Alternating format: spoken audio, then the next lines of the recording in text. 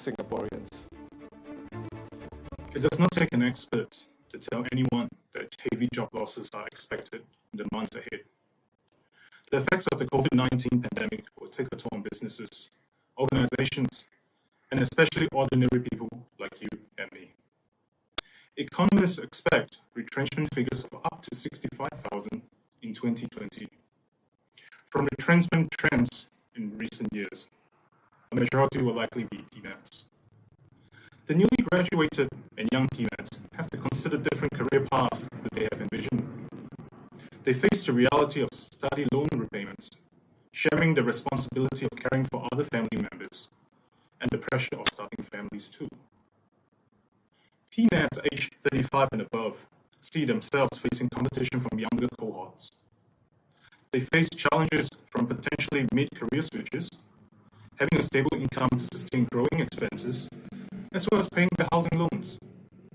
They struggle to think about saving for their retirement or the unexpected medical expenses that may come.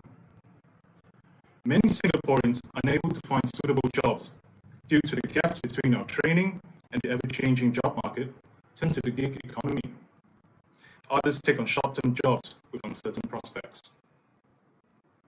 People share common worries for our future. Are we able to secure a job, have a stable salary, provide and care for our families? We at the Workers' Party understand these concerns. We feel them deeply. We have experienced them ourselves too. It is these reasons that we call for more help for all Singaporean workers in our Labour Day messages each year. The Workers' Party stands with you. We will work with you to push for policies that help ordinary Singaporeans find our footing beyond this crisis in a sustainable, equitable ways. The following are just some of the initiatives that we at the Workers' Party would like to push for in Parliament. First, Singaporeans must be able to compete for jobs on a level playing field. Every Singaporean deserves a fair, even-handed treatment. Second, retrenched and unemployed workers need stronger safety nets, such as the redundancy insurance. This will provide a cushion for those who are unable to switch industries immediately or are simply unable to catch up despite their best efforts.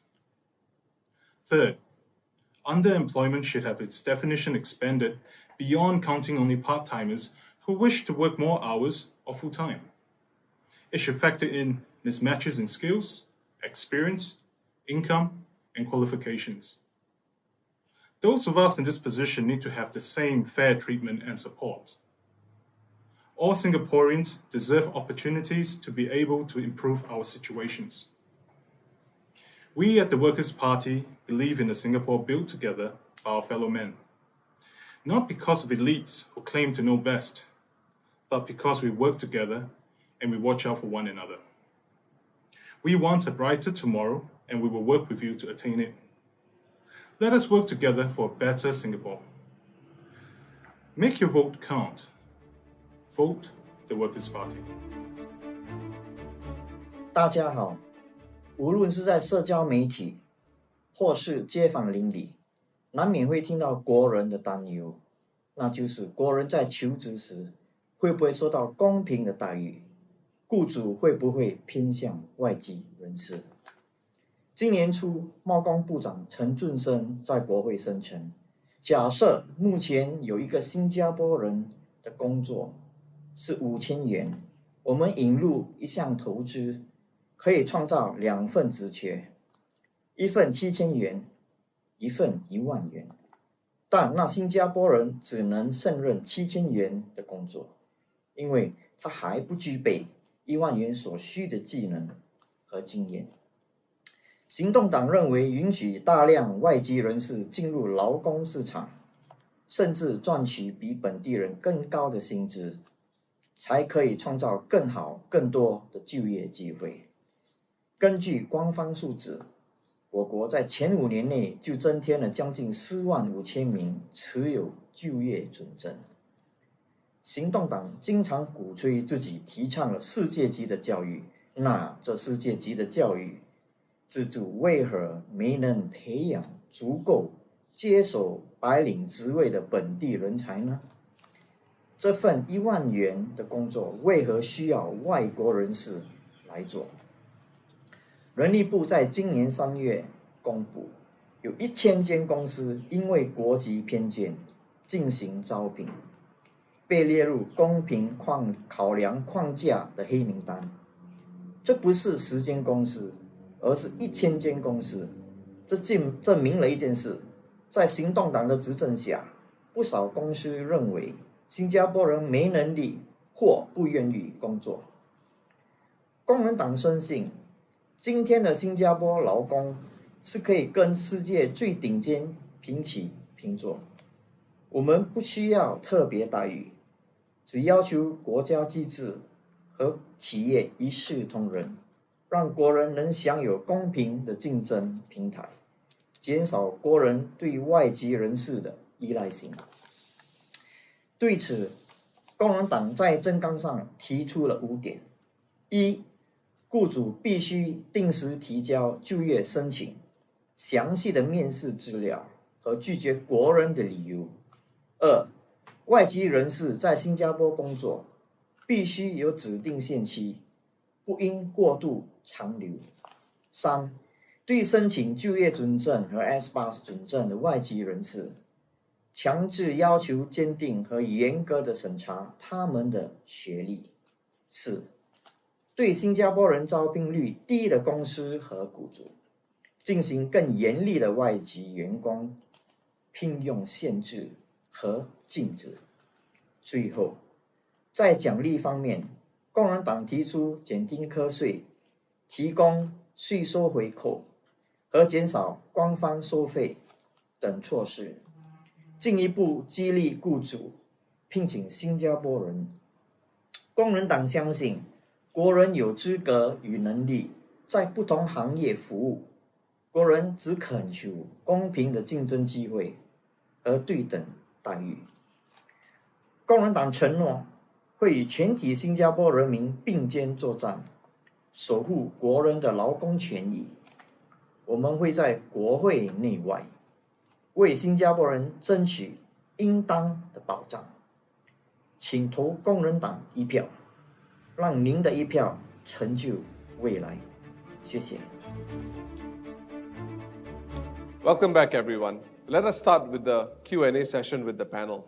The first question really comes out from what was shared about the fair consideration framework. And I'd like to point this question at Sharif. Sharif, the fair consideration framework was an important tool that the government introduced, I think, almost 6 years ago now. And its purpose is to ensure that companies don't show an unfair preference to foreigners, amongst others. Now, PMAT Singaporeans are the ones who find themselves displaced from the workplace quite quickly and you find in certain cases foreigners, they realize that foreigners are replacing and taking over their jobs. And that, of course, has caused a lot of angst and frustration among some Singaporeans. Now, how serious is this problem of unfair hiring practices? And what can we do to nudge companies and businesses to hire more Singaporeans?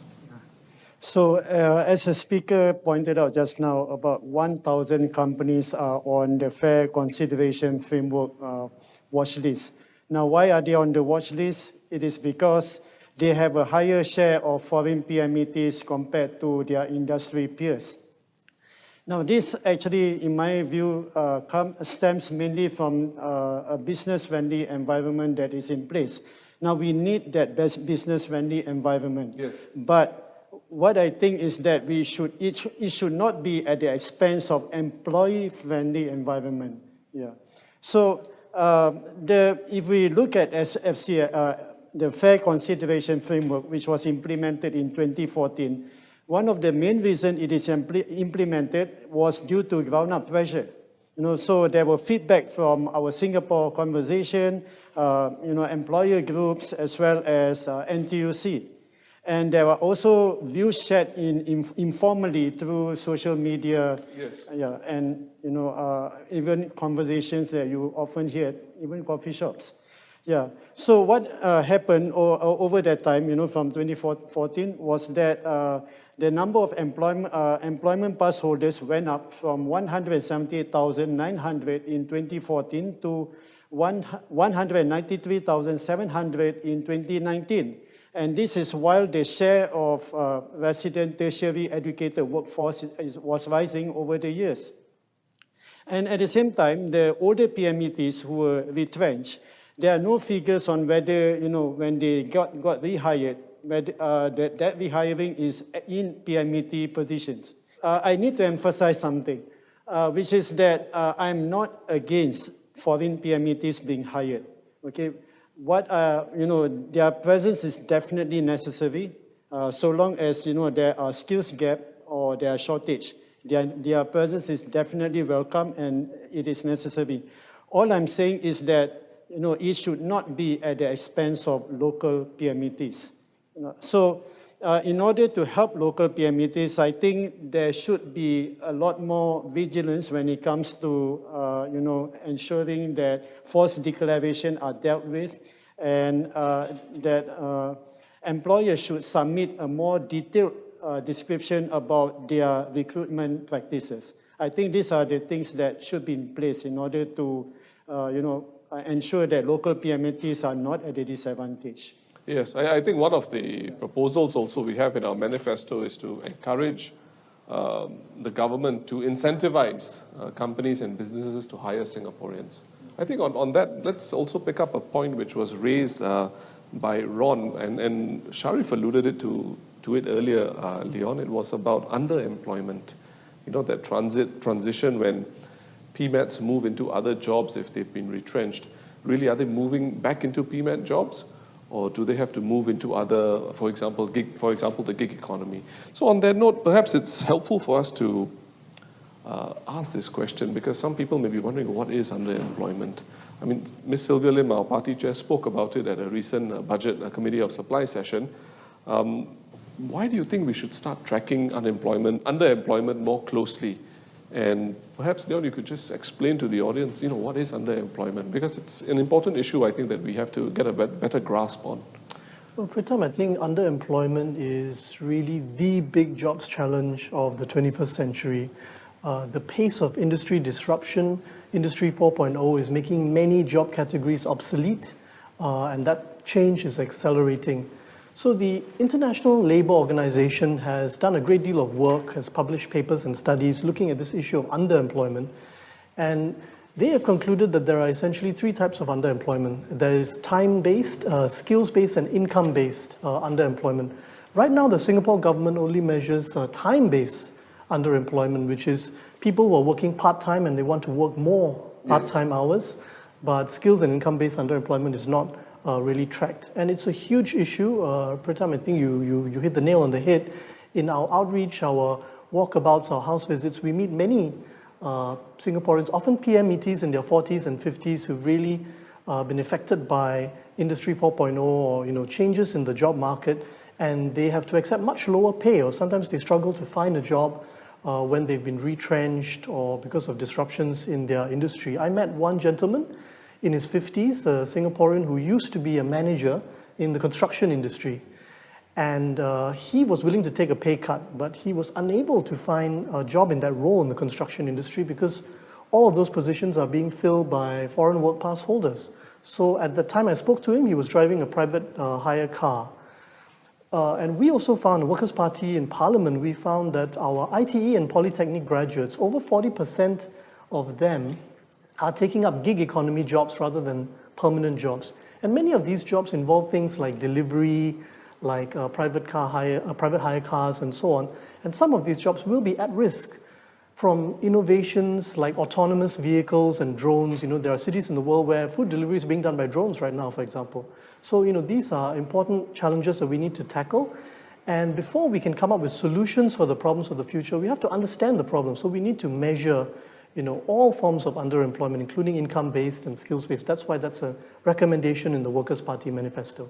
I think one of the points, actually, when you spoke about that 50-year-old man, is that we do also get a sense at the workplace sometimes that there is age-related discrimination. It's not just an income issue, but an individual could be deemed to be too old for the job when actually he or she may have many, many more years to give.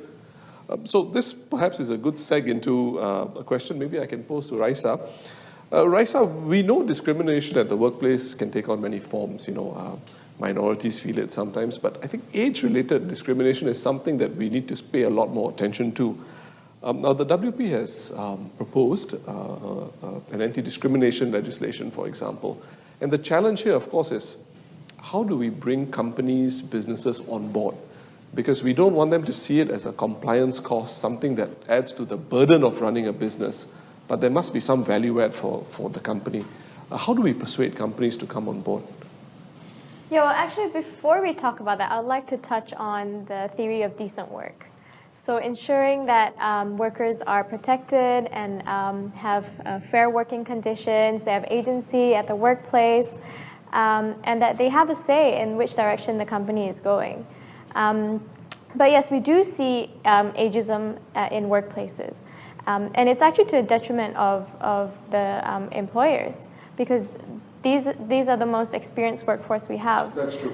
Yeah, so and also anecdotally, there are stories of women who have caregiven their whole lives and have to re-enter the workforce. But these women have really valuable experiences, but they face really terrible discrimination. I read an article recently about a woman named Mrs. Teo, who was 51 years old, and she actually applied for numerous jobs, but she was rejected. In one particular job where she applied for a receptionist, MOM actually investigated, and they found out that the company had unfair hiring practices in where they set the maximum age of someone who could apply, which was 45. I think on that note also, we know that the government has created TAFAP, but these tripartite alliances, I think one of the issues with them is there's always a concern that these are guidelines and it takes a lot of nudging, and perhaps it's time for us to look at legislation. I think the last part is an important. I think the last part of my question was about bringing the onboarding of companies and businesses. Yes. How do you think they can be persuaded? So when we talk about TAFEP, we have to address that it actually doesn't criminalize any discrimination in the workplace. It's just a series of guidelines. But what we can do is we can work on the work of this alliance and create a legislation that enacts laws that protect employees. And actually, this benefits employers because it allows them to protect themselves from liabilities. So because they have this series of guidelines, and also because they know what the laws are, they're able to set fair workplace practices. That's a good point. I think, and it also promotes a very healthy, a more healthier culture within the company. And I think if you have a company that is working well like that, I think the outcomes of the company tend to be positive more than anything. I think this brings us to the close of the first segment. What I'll do now is I'll introduce another speaker. He's again no stranger to all of you. His name is Yi Zhen Zhong, and he will share with us his thoughts on the minimum wage. Dear fellow Singaporeans, to outsiders, Singapore is a developed nation with high per capita GDP and the Swiss standard of living. Yet in our heartlands, we have people who struggle to pay their bills and who barely see increases in their salaries for many years. A recent survey found that 2/3 of working locals did not have enough savings to last them beyond 6 months. It is as if we are two distinct countries in one small island. How did that happen? Our government has a blind faith that we have to keep growing the economic pie before we can share it. Over the past 3 decades, we have brought in many migrant workers at low wages to chase for growth at all costs. In 2001, our non-resident workforce stood at over 680,000. Today, the number has more than doubled to 1.42 million. The vast majority of them are low-wage workers holding work permits and S passes. Our locals who have moved into higher wage sectors have earned decent wages. But Singaporeans who work in the same domestic job sectors as low-wage migrant workers have found their wages depressed.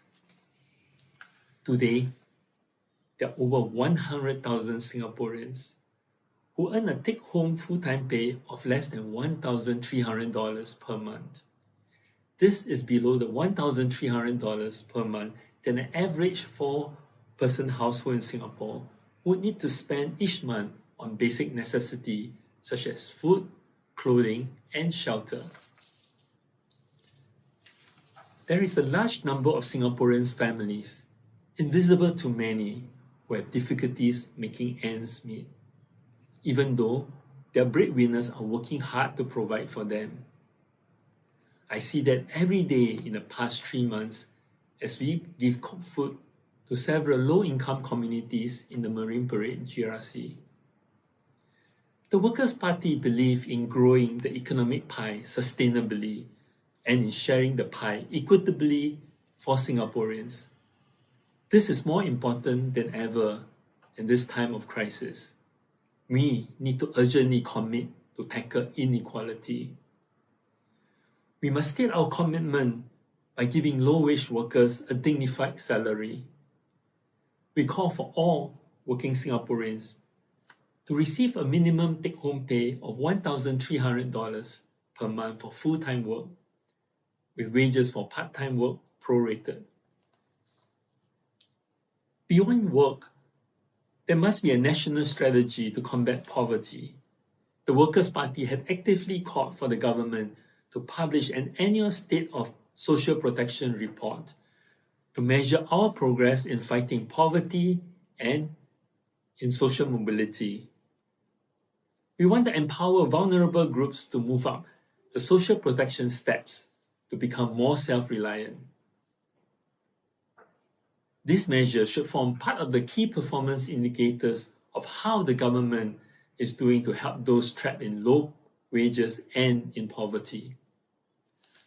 My fellow Singaporeans, our pledge talks about equality. Let us walk the talk.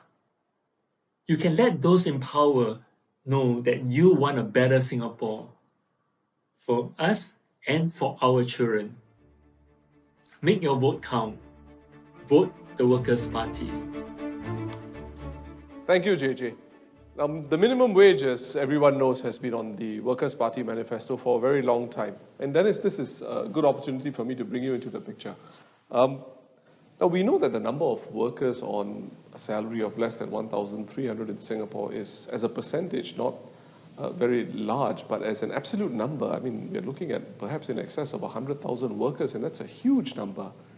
And what I think we have seen from the PAP government is a response. The response has been the progressive wage model. What are the shortcomings of the progressive wage model?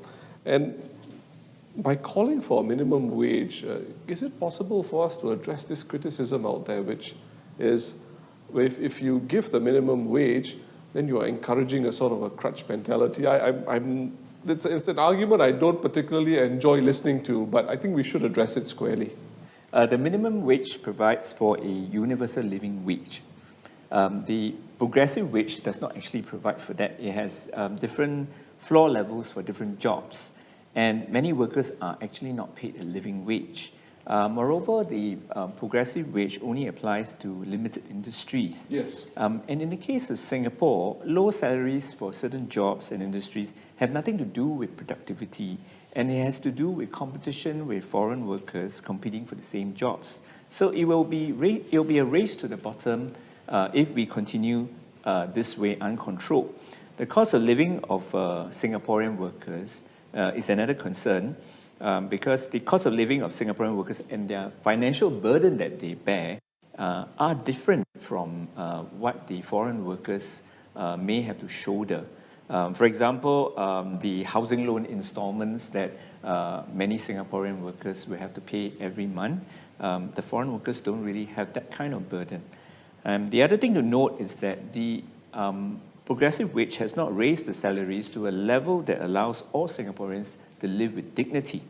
And beyond the limited categories of progressive wage, not enough has been done to raise the wages of other low-wage workers in other sectors. And for your other question regarding whether it is a crutch, you promote a crutch mentality, Pritam, I certainly don't think so, because one still must find a job, work at it. It is not welfare money for the government per se, sitting there getting paid without doing anything. Now, if you do not perform, you can still lose your job. Indeed, indeed, and I think that's the key point, right? I mean, it's not as if this is something where you just collect money from your employer. Your employer will still have to see whether you're working or not. Do you meet the cut? Indeed.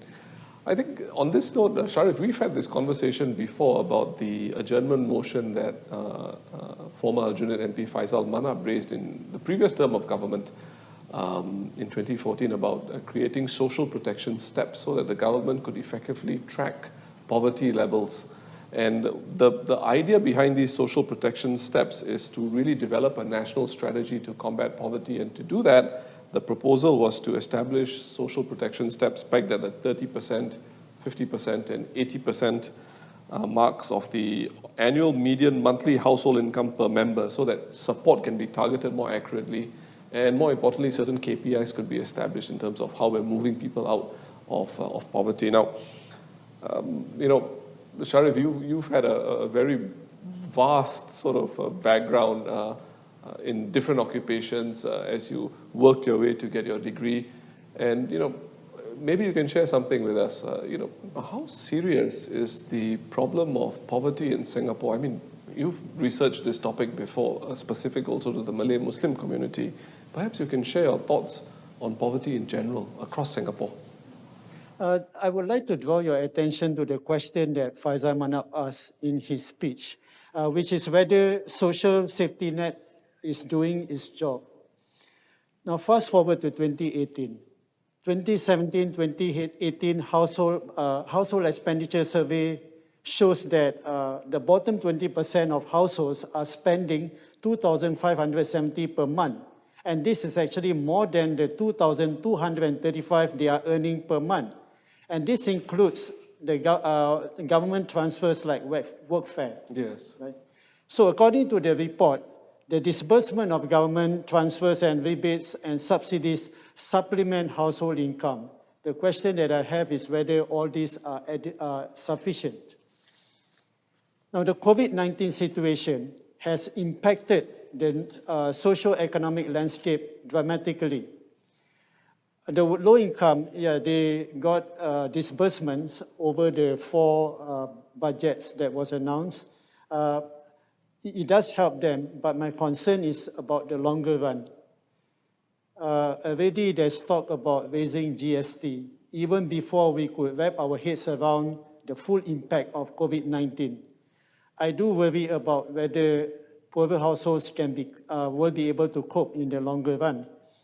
Now, we need to look at the Singapore context. Highlighting the plight of the poor is not easy.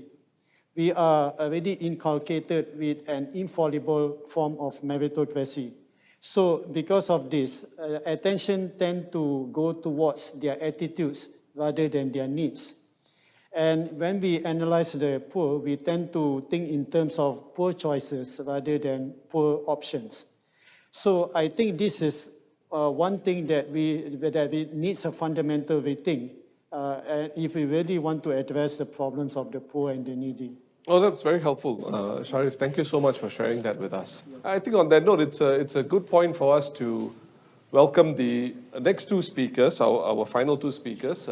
Kenneth Foo, who will speak on the redundancy insurance, a proposal that was brought up in Parliament by former NCMP Associate Professor Daniel Goh, and Azhar Latif, who will also join us and speak about the prospects for gig workers. Why is a robust social safety net important? In my experience as a legislative assistant in Aljunied GRC, I often meet residents who seek help for financial assistance and job placement when they lose their jobs. Losing a job often means losing the income to support their family, and this can be extremely stressful. With the current COVID-19 situation, many Singaporeans are at risk of losing their sources of livelihood. On the 28th of April 2020, the Monetary Authority of Singapore says that it is expecting more job losses, wage cuts, as the Singapore economy deals with the large abrupt shock from COVID-19. It further highlighted that workers in retail, F&B, and recreational services are vulnerable to layoffs. While the Ministry of Manpower recommends employees pay retrenchment benefits to retrenched employees who have served the companies for at least 2 years, some companies may not be able to do so for various reasons. This means that these workers may suddenly be unable to cover their essential expenses. In the longer term, business restructuring across industries and other crises will be inevitable. Retrenchments are bound to happen in uncertain times. As such, financial support for our fellow workers to bridge and transit through these tough times is essential. However, we cannot only rely on the employer paying the recommended retrenchment benefits. We cannot expect the government of the day to fund income shortfalls of retrenched citizens with past reserves. We at the Workers' Party believe that we should improve the social safety net, sustainability for the rainy days that's yet to come. Therefore, the Workers' Party worked on our proposal for redundancy insurance, or RI. It is aimed at protecting Singaporeans and ensure that they have the means to support themselves in their time of need. How does a RI work then? Workers and employers will contribute to a centrally pooled fund. In the event that someone is retrenched, a payout will be made from this pool. We propose that each Singaporean contribute 0.1% equivalent of the median income of Singaporeans, which is about $4.50 a month. A retrenched person may claim up to 40% of his or her last drawn pay. For lower income Singaporeans, we have set aside a minimum payout of $500 so that they have sufficient funds to tide over such a harrowing period.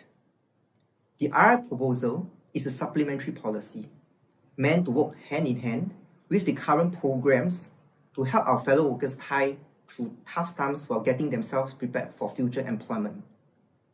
We presented our policy in Parliament in May 2017, but was rejected. However, we at the Workers' Party believe that RIs is sensible, reasonable, and affordable. It deserves further consideration by Parliament. With your support, we will push this policy proposal in Parliament. Vote for the Workers' Party. Hello everyone. Today I want to talk about gig economy workers, something very personal to me.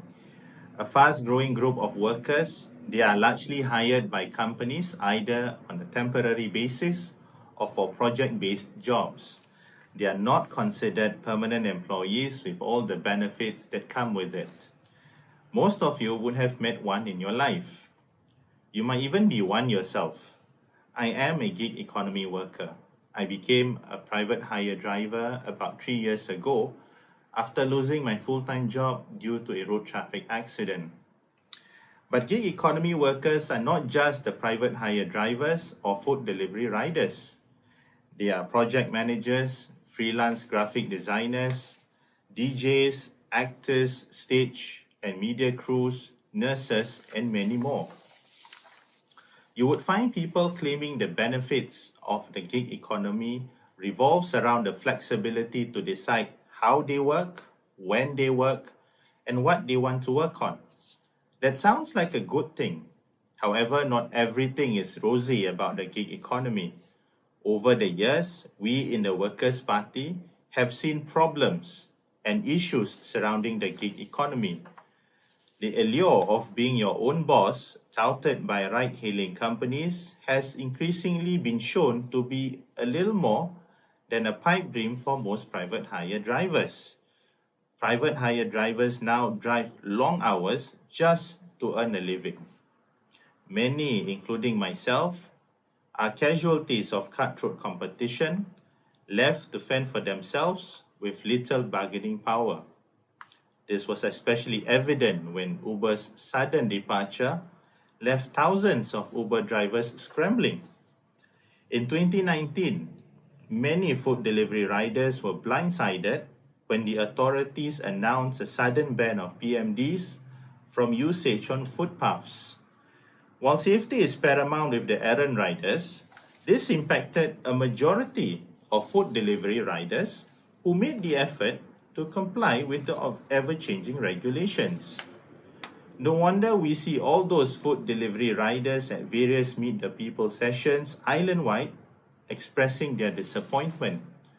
We also hear of cases where freelancers who are either not paid promptly or adequately for completed projects from bad employers. This causes anxiety as they look to pay their bills on time. My fellow gig economy workers, my fellow Singaporeans, the Workers' Party knows your concerns. The Workers' Party MPs have been making a strong effort to raise issues on behalf of the gig economy workers, including the concerns of private hire drivers, the concerns of vulnerable low-income gig economy workers, and protecting employment in the gig economy. With COVID-19 resulting in job losses, more are likely to enter the gig economy. As these numbers increase, it is crucial that the interests, concerns, and welfare of our gig economy workers are looked at and taken care of holistically. The Workers' Party stands with gig economy workers. We will not let you be forgotten by those in power. Make your vote count. Vote for the Workers' Party. So, Dennis, we've heard from Kenneth on the redundancy insurance. Now, a political party in power in Singapore has access to some very, very intelligent civil servants to help it look at different scenarios when a policy is considered before introduction. Very often, the Workers' Party has been criticized for not coming up with alternative solutions. And when we ask questions seeking information, the same critics will say, why are you asking so many questions? And, when we ask for, considering freedom of information law and things like that, they say, look, you don't need all this. But the reality is we do need that information to consider, craft, and look at alternatives. So to that end, as I raised earlier, Associate Professor Daniel Goh brought up the redundancy insurance and put it out as an adjournment motion. How would we respond to what Senior Minister Tharman Shanmugaratnam said a few weeks ago, I think more than a week ago now, about jobs being more important than redundancy insurance? And more importantly, can we even conceive of introducing the redundancy insurance in this post-COVID-19 environment? Yes, Peter.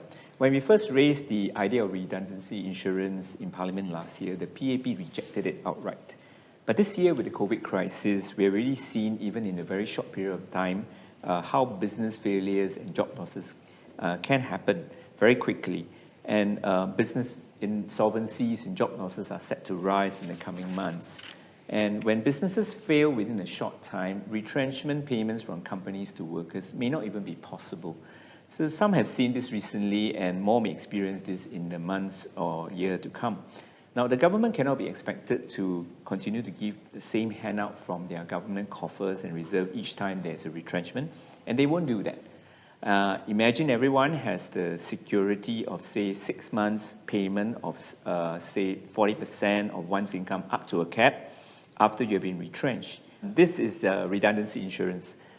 So the redundancy insurance is an insurance scheme, and it will come up with the right safeguards built into the policy scheme to avoid abuses.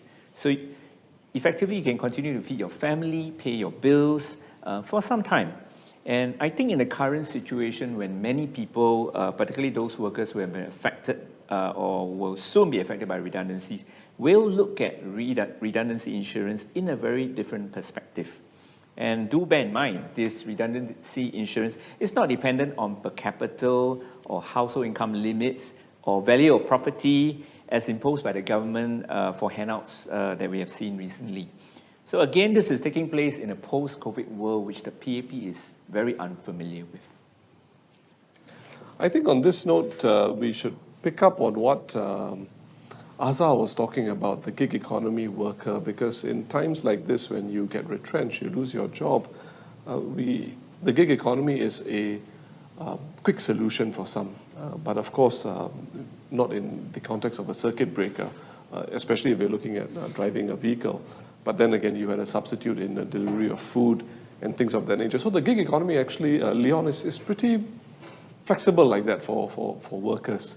The issue I think we have to think about is with the creation of 100,000 new jobs overseen by the National Jobs Council, should we actually encourage our workers to say, look, try and move back into conventional employment rather than rely or over-rely on the gig economy? I think that's one question perhaps that workers really have to be asking themselves in this age of disruption where new technologies can make you lose your job so quickly. So you probably want to be upskilled and reskilled as much as possible. And also, of course, the benefits that you get from conventional employment, the health benefits, the health insurance schemes, CPF benefits, it seems to suggest to me that we should actually push workers more in this direction. What are your thoughts on that, Leon? Well, Pritam, I think that's a very big and very important question. And to me, the answer to that question is that we have to support people in the choices that we make, and we have to support people who choose to work in the gig economy on a freelance capacity, as well as those who are seeking permanent jobs. And among Singaporeans, there are a significant number of Singaporeans who prefer to work in a freelance capacity because that gives them more control over their time. They can say yes or no to different customers, depending on whether they want to work with that customer.